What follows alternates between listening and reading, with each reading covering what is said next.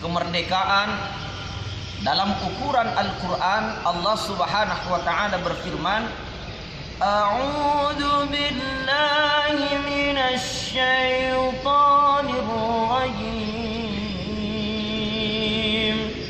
Bismillahirrahmanirrahim.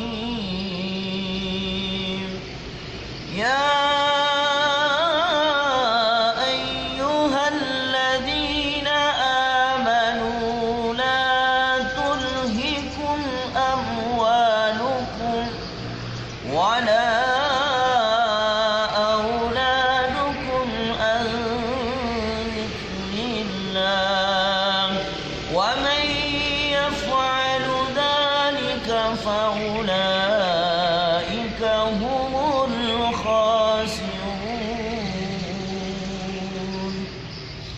Shadaqallahul adzim.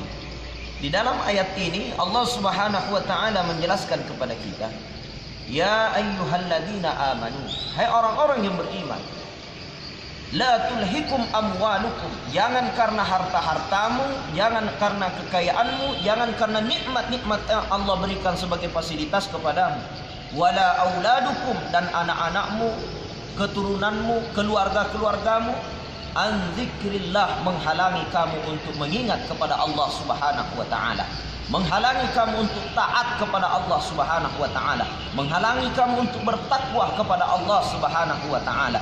Wa may yaf'alu dzalik, siapa manusia yang seperti itu, faulaika humul khasirun, maka mereka tergolong orang yang rugi, bukan orang yang merdeka. Selamat Hari Dirgahayu Indonesia yang ke-72. Mudah-mudahan kita semua termasuk golongan orang-orang yang merdeka secara hakiki. Dan merdeka secara hakiki adalah bertambah dekat dengan Sang Pencipta seluruh makhluk dan yang maha kuasa atas seluruh kemerdekaan dan kesuksesan.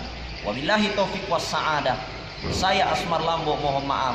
Assalamualaikum warahmatullahi wabarakatuh.